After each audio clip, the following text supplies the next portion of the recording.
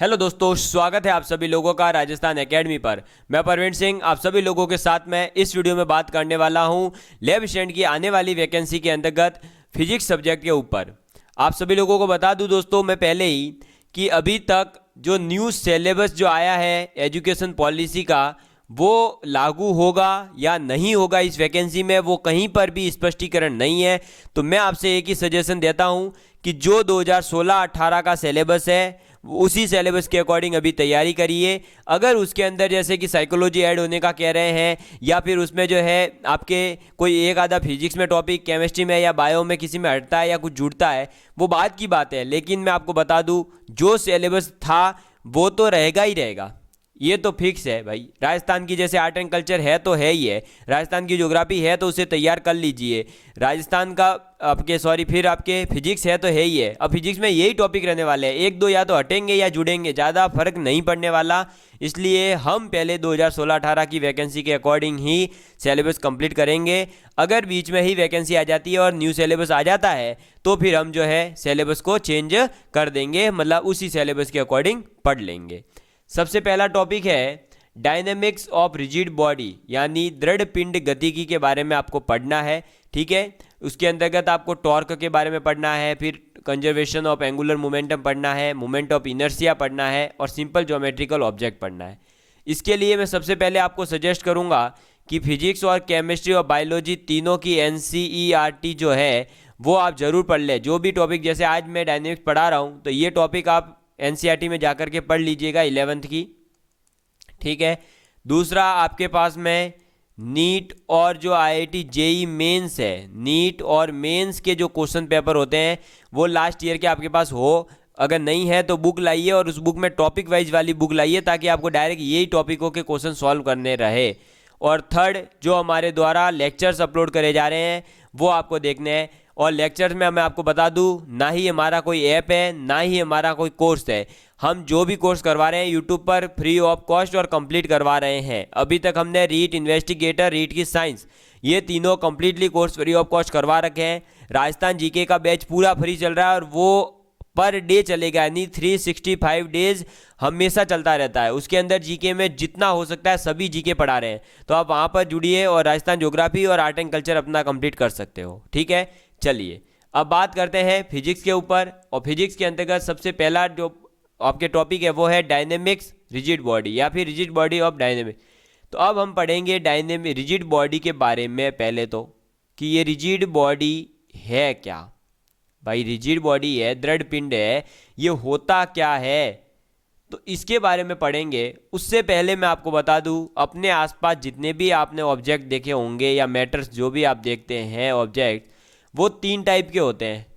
या तो वो होते हैं दोस्तों आपके कैसे, लिक्विड यानी द्रव अवस्था में, या वो होते हैं गैस फॉर्म में यानी कि गैस अवस्था में, और या फिर वो होते हैं सॉलिड यानी कि आप ये कह सकते हो कि वो होंगे ठोस अवस्था में। ठीक, अब ये तीनों अवस्थाएं ऑब्जेक्ट की जो है किसके ऊपर डिपेंड करती है, जिससे ये मिलकर बने होते हैं। ये छोटे छोटे पार्टिकल से मिलकर बने होते हैं, यानी सिस्टम ऑफ पार्टिकल्स से ये मिल करके बने हैं। ठीक है, तो सिस्टम ऑफ पार्टिकल्स से मिलकर कब बने हैं, कौन, ये लिक्विड, गैस, सॉलिड, जो भी ऑब्जेक्ट्स है वे सभी। अब इन सिस्टम ऑफ पार्टिकल्स में क्या होता है, जो पार्टिकल्स के बीच की डिस्टेंस है यानी कि बीच की दूरी, उस दूरी के ऊपर डिपेंड करता है कि वो लिक्विड है, गैस है या सॉलिड है। तो सबसे ज़्यादा दूरी होती है गैस में, इसलिए इनके कण ज़्यादा दूर दूर है तो ये गैस अवस्था में। फिर थोड़े से पास होते हैं लिक्विड में, और सबसे ज़्यादा पास में एकदम अटैच्ड होते हैं सॉलिड में। तो सॉलिड जो होता है इसके पास क्या होता है, इसमें जो सिस्टम ऑफ पार्टिकल्स है उनके बीच की डिस्टेंस बहुत कम होती है। इस वजह से जो है हम सॉलिड को क्या कह रहे हैं, रिजिड बॉडी कह रहे हैं। क्या कह रहे हैं, रिजिड बॉडी कह रहे हैं। या फिर आप ये भी याद रख सकते हैं कि जो आपने अभी लैब असिस्टेंट के सिलेबस में नहीं है लेकिन आपने 11th में पढ़ तो रखा होगा, जो न्यूटन्स लॉ ऑफ मोशन है, फिर आपका first law, second law, third law आपने पढ़ रखे होंगे। वेलोसिटी की कुछ इक्वेशंस होती है वो आपने पढ़ रखी होगी, यानी इक्वेशन ऑफ मोशंस। तो वो सब वैलिड होती है एक पॉइंट चार्ज के लिए या एक पॉइंट पार्टिकल के लिए।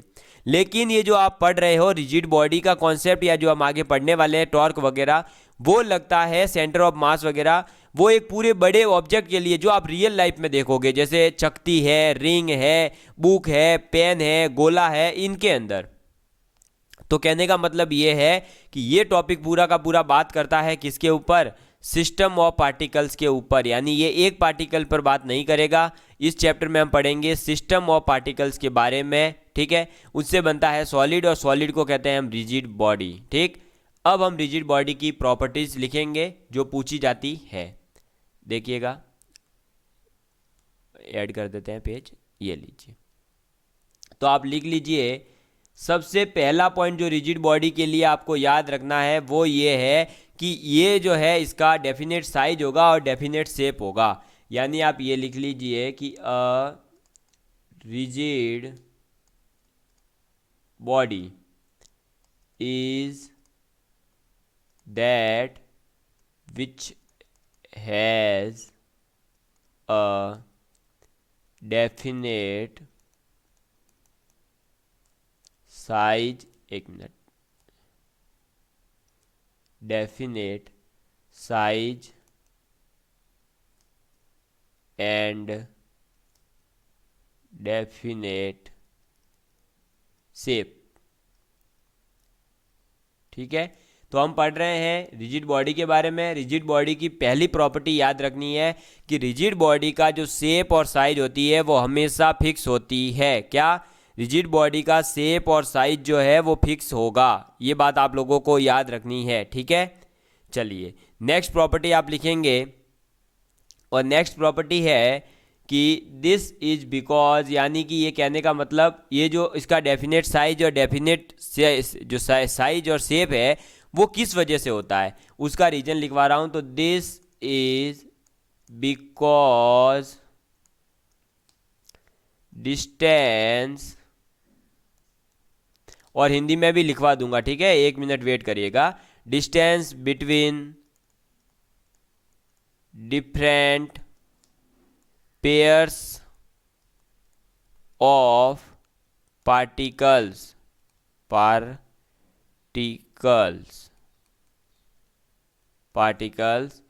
Of such a body do not change on applying any force on it। देखिए ये दो पॉइंट क्या कहते हैं, और यहाँ से क्वेश्चन पूछा गया है इसलिए बता रहा हूँ। देखिए सबसे पहला है कि रिजिड बॉडी का साइज और शेप जो है वो हमेशा डेफिनेट रहेगा, यानी एक फिक्स रहेगा, इसका साइज और शेप जो है चेंज नहीं होता है। अब ये क्यों नहीं होता? क्योंकि दोस्तों जो भी ऑब्जेक्ट है वो बना होगा रिजिड बॉडी पार्टिकल से, और जो पार्टिकल्स होते हैं वो दो पेयर में भी तो होंगे भाई। देखो इस टाइप से मैं डायग्राम बनाकर समझा देता हूँ। ये देखिए इस टाइप का कोई ऑब्जेक्ट है मान लो, और इसके अंदर फिर ये जो है पार्टिकल्स है ऐसे छोटे छोटे छोटे छोटे छोटे छोटे, ठीक है।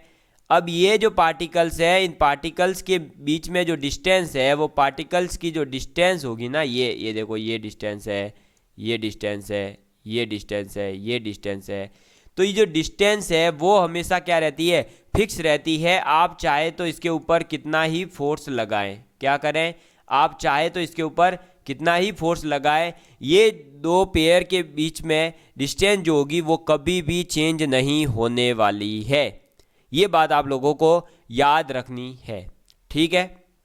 तो आपको क्या याद रखना है? रिजिड बॉडी का डेफिनेट साइज होगा, डेफिनेट शेप होगा, और ये चेंज नहीं होता है। इसके बीच में आप कितना ही फोर्स लगा दें उसे ही कहा जाता है रिजिड बॉडी। अब हम बात करते हैं रिजिड बॉडी के बारे में आगे, कि अगर हम इसके ऊपर फोर्स लगा रहे हैं, अब क्या लगा रहे हैं? फोर्स। तो दो टाइप के फोर्स होते हैं, एक होता है इंटरनल फोर्स, ठीक है। तो पहले बात करते हैं इंटरनल फोर्स की। इंटरनल फोर्स का मतलब होता है दोस्तों आप लोगों के वो फोर्स जो बॉडी के अंदर लगेगा, या हम ये कह सकते हैं कि जो बॉडी के पार्टिकल्स हैं वो पार्टिकल्स बॉडी के ऊपर लगाएंगे, ठीक है। तो आप लिख लीजिए all the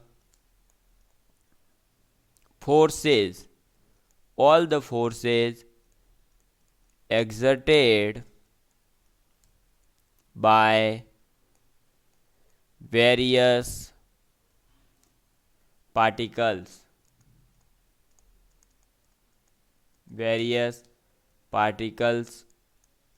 of the system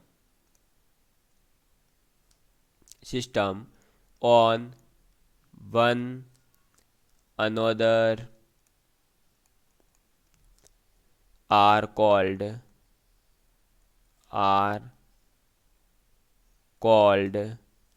internal force।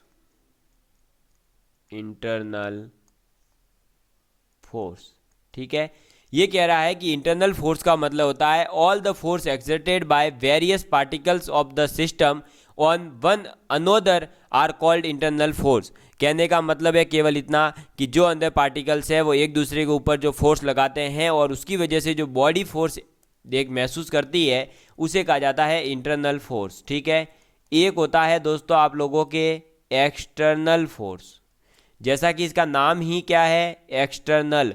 External का मतलब है आप बाहर से किसी एजेंसी के द्वारा, किसी मशीन के द्वारा, किसी व्यक्ति के द्वारा जो बाहर से फोर्स लगाएंगे उसे कहा जाएगा। तो एक्सटर्नल फोर्स का मतलब है this force exerted on a given system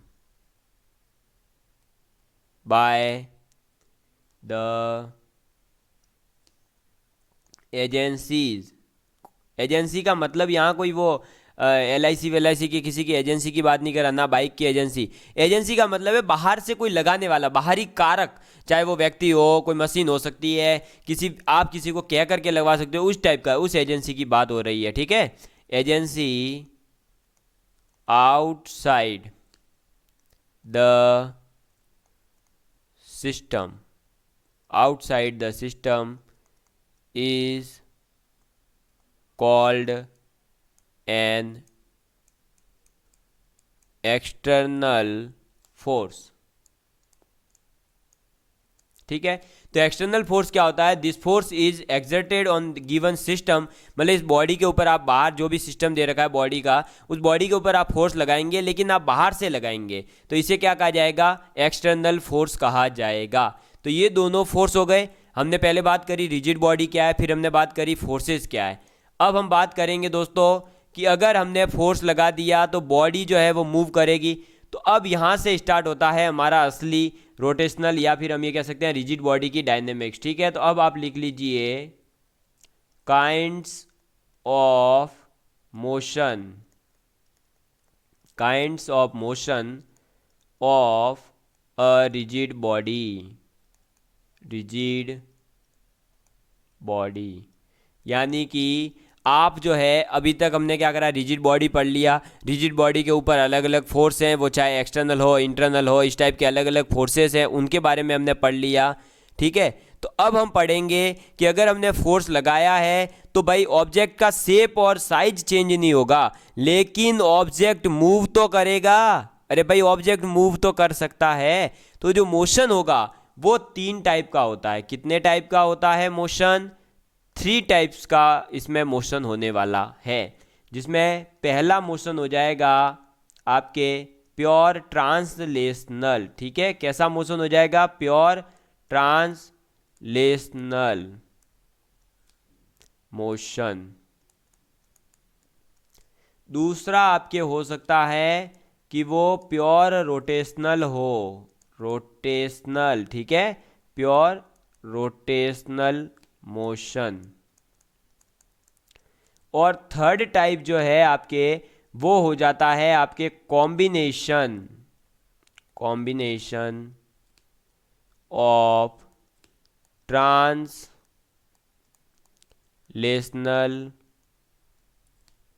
and rotational motion.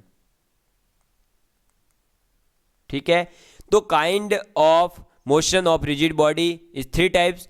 Pure translational motion हो सकता है, प्योर रोटेशनल मोशन हो सकता है, या फिर उन दोनों का कॉम्बिनेशन हो जाए, यानी रोटेशनल और ट्रांसलेशनल का कॉम्बिनेशन। अब हम सबसे पहले पढ़ेंगे किसके बारे में, तो हम पढ़ेंगे प्योर ट्रांसलेशनल मोशन क्या होता है। ठीक है, प्योर ट्रांसलेशनल मोशन।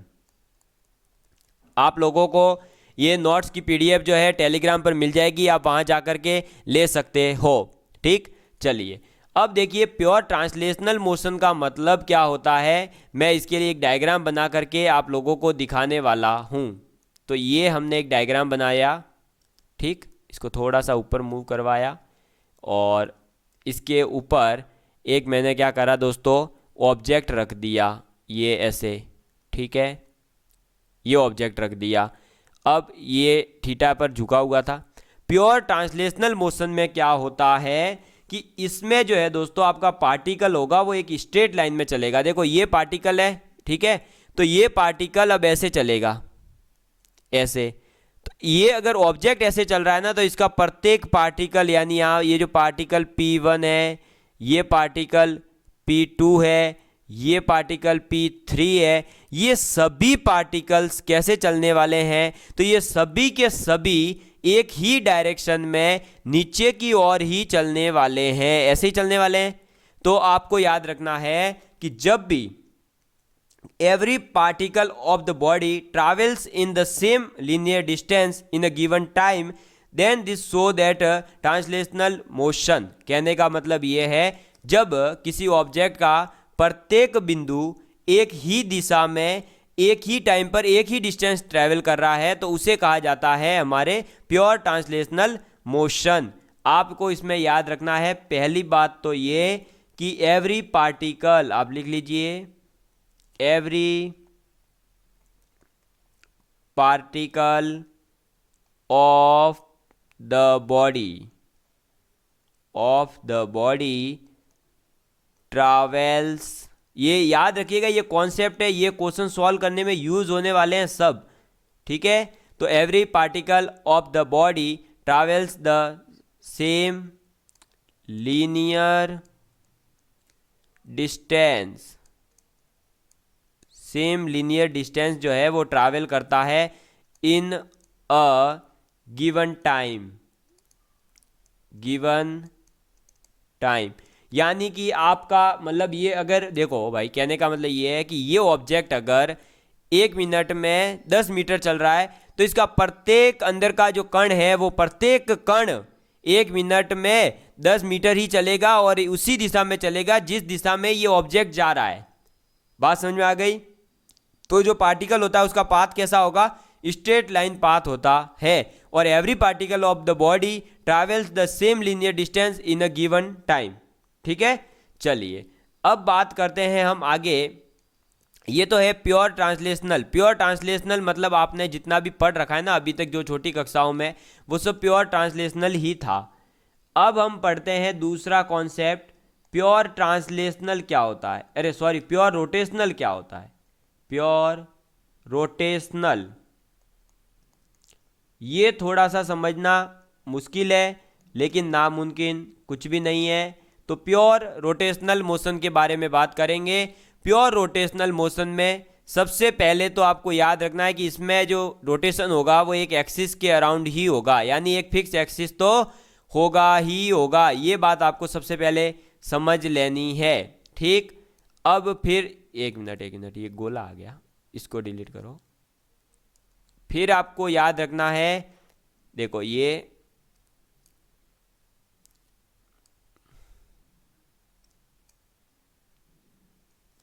ठीक है, ये डायग्राम बनाकर ही आपको समझ में आएगा, वरना यही नहीं पता चलेगा रोटेशनल हो रहा है कि ट्रांसलेशनल हो रहा है, या खुद ही कहीं घूम जाओगे। तो खुद को नहीं घूमना है, ठीक है। ये देखिए, इसको मिला दीजिए, इसको भी ऐसे मिला दीजिए। ये C1 है, ये C1 और C2 इनके सेंटर है, ठीक है, जो रिंग लिए ना इनके सेंटर है। और ये पार्टिकल है P1 और ये पार्टिकल है P2, ठीक है। ये रेडियस है R2, ये रेडियस है R1। अब देखिए रोटेशनल मोशन में क्या होगा कि जो रिजिड बॉडी है, आप डेफिनेशन लिख लीजिए, अ रिजिड बॉडी रोटेट्स, क्या करेगी, रोटेट करेगी। उसमें क्या हो रहा था, मूव कर रही थी एक स्ट्रेट लाइन में। इसमें क्या होगा कि ये चकतियाँ घूमेगी ऐसे ऐसे ऐसे ऐसे ऐसे। इसका बेस्ट एग्जांपल बताता हूँ आपको घूमने का। आप क्या करिए, एक रस्सी लीजिए, पत्थर बांधिए, उसको हाथ से घुमाइए, तो आपका हाथ तो क्या काम करेगा, यहाँ पर एक्सिस का काम करेगा आपका हाथ तो, ठीक है। और ये जो पार्टिकल है ये क्या हो जाएगा, जो आपने पत्थर बांधा वो, ठीक है। और ये रेडियस क्या हो जाएगी आपकी, रस्सी। अब इसको थोड़ा सा जो है फील करने की कोशिश करिए, मैं डेफिनेशन लिख देता हूँ, फील करिए इसको तभी समझ आएगा। अ rigid body rotates about a fixed axis, fixed axis, ठीक है। And every particle of the body, every particle of the body moves in a circle which lies in a plane perpendicular, ठीक है। ये परपेंडिकुलर डायरेक्ट लिख दिया मैंने, spelling पूरी नहीं लिखी। Perpendicular to the axis and has its center on the axis। देखिए अब मैं समझा देता हूँ पूरा। प्योर ट्रांसलेशनल में क्या होता है कि जो ऑब्जेक्ट मूव कर रहा है स्ट्रेट लाइन में, तो उसका प्रत्येक कण भी जो है एक स्ट्रेट लाइन में उसी के साथ मूव करेगा। लेकिन प्योर रोटेशनल मोशन में क्या होता है कि आपका प्योर रोटेशनल जो मोशन होगा उसमें, एक मिनट, प्योर रोटेशनल मोशन में क्या होगा दोस्तों, आपके एक तो रिजिड बॉडी जो है वो रोटेट करेगी, वो मूव नहीं करेगी, एक ही जगह पर घूमती रहेगी। क्या करेगी, रोटेट करेगी ऐसे, ठीक है। अब ये रोटेट कर रही है तो इसका प्रत्येक कण जो होगा, देखो every particle of the body, इस पार्टिकल का जो एक एक जो मतलब ये बॉडी लिया आपने, उसका एक एक कण जो है, जैसे हमने एग्जांपल के लिए ये P1 लिया है और यहाँ P2 लिया है, ये मूव करेगा इन अ सर्कल। क्यों, क्योंकि देखो भाई, अगर हम ये देखिए, मैं ऊपर वाला वापस बना रहा हूँ, एक यहाँ पर ये C1 है, ये हमने P1 कण तो यहाँ ले लिया, लेकिन एक यहाँ पर अगर कोई P2 कण नहीं होगा क्या भाई, ये तो शक्ति बनी हुई तो है ना। तो देखो ये P2 कण है अगर, तो क्या होगा, ये कण तो इस सर्कल में घूमेगा, जो बाहरी सर्कल है बड़ा वाला, लेकिन जो ये P2 है अंदर वाला, ये कहाँ घूमेगा, तो ये P2 अपनी रेंज के अंदर ही घूमेगा, यानी यहाँ ये ऐसे सर्कल बन रहा होगा। तो आपको ये याद रखना है कि जो आपका रोटेशनल मोशन होता है उसमें प्रत्येक कण, every particle of the body move in a circle, और वो सर्कल लाइज करता है in a plane perpendicular to the axis. और ये जो एक्सिस है इसके परपेंडिकुलर ही है भाई, ये देखो 90 डिग्री का ये एंगल बन रहा है। ये एंगल कितना है, ये एंगल है 90 डिग्री। कितना है, 90 डिग्री के एंगल पर ही ये मूव करेगा। समझ में आई बात, ये रहा 90 डिग्री एंगल, ये यहाँ पर भी ये भी 90 डिग्री पे होगा। तो कहने का मतलब है कि ये सर्कल में तो मूव करेगा, और जो सर्कल है वो लाइज करेगा कहाँ पर, परपेंडिकुलर प्लेन पर, एक्सिस के परपेंडिकुलर एक प्लेन होगा उस पर ये मूव करेगा। Has its centre on the axis, और जो सर्कल है उसका जो सेंटर होगा वो कहाँ होगा, एक्सिस पर होगा, ठीक है। अगर ये फिर भी समझ नहीं आया तो इसका बेस्ट एग्जाम्पल है कि आप अपने घर पर बैठिए, एक रस्सी लीजिए, उससे पेन कॉपी जो भी बांधना है, एक छोटा सा ऑब्जेक्ट बांध दीजिए, कॉपी वॉपी कहीं टूट जाएगी, बांध करके हाथ से उसे घुमाइए, हाथ आपका एक्सिस बन जाएगा, और जो मूव करेगा वो एक सर्कल में मूव कर रहा होगा। बात समझ में आ गई। तो लेकिन वो तो एक आप जो पेन लेंगे या एक लेंगे वो तो छोटा होगा, लेकिन अगर उस जगह आप एक बड़ी सी, ये समझिए कैसेट वैसेट को घुमा रहे हैं, तो कैसेट तो बहुत सारे कण से मिलकर बनी है, तो जो कण के जो है प्रत्येक कण है वो तो घूम रहा होगा सर्कल में, और वो ऑब्जेक्ट जो है वो रोटेट करेगा एक एक्सिस के अराउंड। बात समझ में आ गई। तो प्योर ट्रांसलेशनल मोशन क्या है, प्योर रोटेशनल मोशन क्या है, ये समझ में आ गया। अब जिस ऑब्जेक्ट में ये दोनों एक साथ हो रहे हो उसको कहते हैं combination of translational and rotational motion. और ये दोनों किसमें होते हैं, जब आप ऑब्जेक्ट को लुढ़काते हो। क्या करते हो, ऑब्जेक्ट अगर लुढ़क रहा है, जैसे देखिए मैं डायग्राम बनाकर यहां समझा देता हूं। अगर आपने क्या करा कि यहां मैं बना रहा हूं, देखिए ये देखिएगा, एक मिनट रुकिएगा, ठीक है, ये बन गया अब। तो अब देखिए ये जो आपका ऑब्जेक्ट है ये कैसा है, गोल गोल है। तो ये अपने इस एक्सिस, एक ऐसा मान लीजिए 3D में एक्सिस मान लीजिए कि भाई कोई भी गोला घूमता है ना, तो वो एक अपना सर्कल होगा, उसके अराउंड ही घूमता होगा हमेशा। और इसका जो प्रत्येक कण होगा वो तो ऐसे मूव कर रहा होगा, एक कण ऐसे मूव कर रहा होगा, एक कण ऐसे मूव कर रहा होगा और एक कण ऐसे ऊपर मूव कर रहा होगा। ये है P1 कण, ये P2, ये P3, ये P4 कण। बात समझ में आ गई। ये हो गया थीटा एंगल।